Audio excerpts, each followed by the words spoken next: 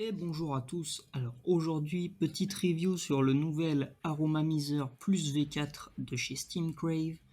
Donc voici la boîte. On voit ici que du coup ce sera un top coil pour changer des versions plus habituelles avec un plateau mesh et un plateau double ou single coil au choix. Donc dans la boîte, il n'y a pas le lato pour l'instant, je vais vous le montrer après. Donc, comme à l'habitude de chez Stingray, il y a beaucoup de choses dans la boîte. Alors là, il y aura un sachet de spare avec un pin BF qui sera montable. Alors, toc, voilà, il faut le montrer. Hop, qui sera montable dans cette version-là. Et donc, le BF, quand vous allez appuyer sur votre bottle, ne va pas remplir le tank, hein. Il viendra direct en haut irriguer le coton. Voilà. Il y a après, un pin normal pour si vous voulez le passer en dripper, parce que du coup, comme toutes les autres versions, on peut le passer en dripper, donc sans le tank, vous aurez juste cette version-là, là, sans le tank, sans ça. Et un pin BF pour le dripper. Après, bon, bah, il y a des joints et un autre pic.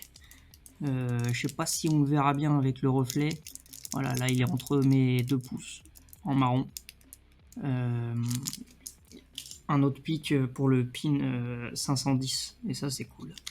Donc après, bon, du coton qu'on utilise ou qu'on n'utilise pas pour ma part, il ne sera pas utilisé. Le petit multitool de chez Steam Crave, celui-ci tout le monde le reconnaît, donc avec pas de vis plat, cruci et normal, on va dire. Et ensuite, un Pyrex droit qui fera donc 11 ml et un Pyrex bubble qui en fera 13, d'accord. Ici, il y aura le plateau mèche avec deux mèches et puis voilà. Bon, là, le notice, je vous la montre pas, on va passer direct à l'atto. Donc voilà comment il se présente. Donc ça, c'est le deuxième Pyrex droit. On a donc trois Pyrex dans la boîte. Il reste encore un droit, un bubble dans la boîte, plus celui qui est prémonté. Donc celui-ci fait 11, ouais, il est largement suffisant. Ensuite, au niveau des airflows, et ben en fait, ça vient se régler tout simplement en tournant la cloche. Donc vous aurez le choix entre full ouvert, donc ce sera les trois trous qui voilà, moi je vais le garder comme ça. Un seul trou qui sera le trou du milieu juste ici. Là, les deux barres entre guillemets de trous qui sera en bas et milieu. Ensuite deux barres en haut et milieu. Bon, ça ce sera à vous de trouver ce qui vous plaît le plus. Donc pour retirer la cloche, bah, c'est comme tous les RDTA, hop, on tire, on retrouve notre deck. Donc moi il est déjà cotonné. Pour les coils, ici je suis en 3.5 de diamètre. Les pattes, je les ai coupées à 4 mm. Pour moi, c'est très bien. On peut même couper un peu plus court. Voilà, bon, moi, là, je peux pas trop vous montrer, sinon je vais en foutre partout du liquide vu qu'il est déjà rempli. Mais pour moi, 4 mm, c'est pas mal. Ensuite, alors moi, je les ai mis. Voilà, alors je vous montre la cloche en même temps. Les coils, je les ai mis le plus rapproché des airflows, donc des trous d'airflow qui seront là de chaque côté au niveau des deux pics là. Et je les ai pas centrés ni collés. Enfin, j'ai essayé. Mais perso, moi, avec mon montage, sachant que je le vape en série, je prenais des sacrées projections de liquide en les centrant. Là, en les excentrant, donc plus vers les airflows pour les refroidir, nickel. Et les saveurs sont très bien. Et du coup, pour le remplissage, alors on voit de chaque côté, juste ici, il y a des trous. Et ben, le remplissage se fait par là. Donc moi, j'ai rempli avec une bouteille comme ça. Et ben ça se remplit bien, c'était ma peur, bah ça fait quand même le taf. Donc ça se remplit facilement. Ma foi, après pour le cotonnage, bon bah vous installez vos deux coils. Et cotonnage, moi j'ai juste pas fait dépasser dans le tank. J'ai vraiment coupé là à la bordure du noir. D'accord, en effilochant bien comme il faut pour que ça wick du feu de Dieu. Là, perso, moi j'ai aucun problème de wick. Le temps que je l'ai vidé, et ça wickait quasi jusqu'à la fin. Donc ça, c'est pas mal du tout. Et ensuite, ma foi, pour la cloche, on voit qu'ici il y a les deux pics. En fait, ils doivent aller au niveau des deux trous de remplissage pour éviter que si vous mettiez tête en bas, en fait, ils pissent quoi.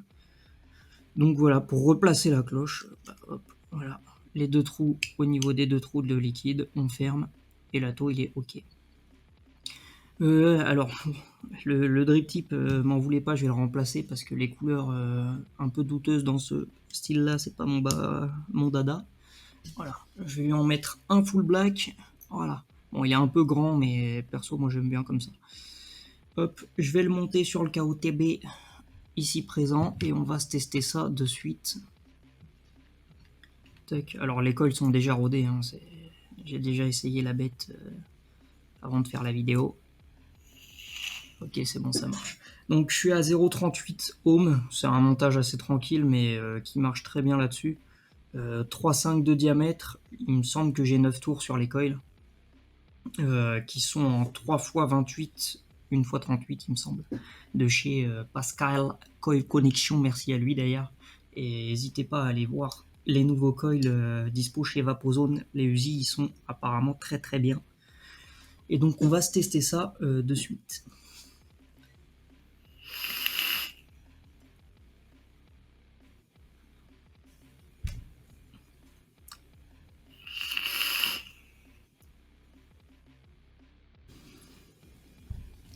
Ok, alors qu'est-ce qu'on en pense? Au niveau des saveurs, il est très très bien.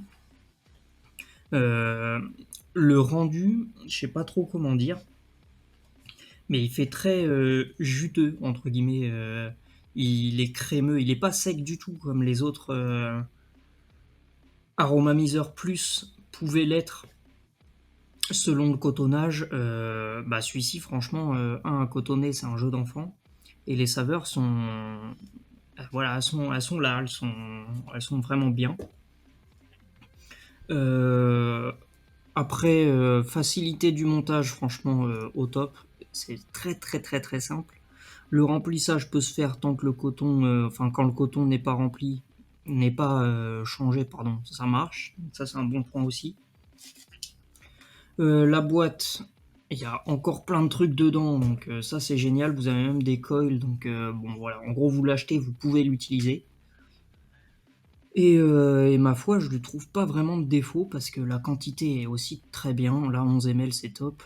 Le bubble, si vous voulez le mettre, il fera 13. Bon, moi, je peux pas le mettre là-dessus parce que ça dépasse trop, donc ça passerait pas avec le T-bord là.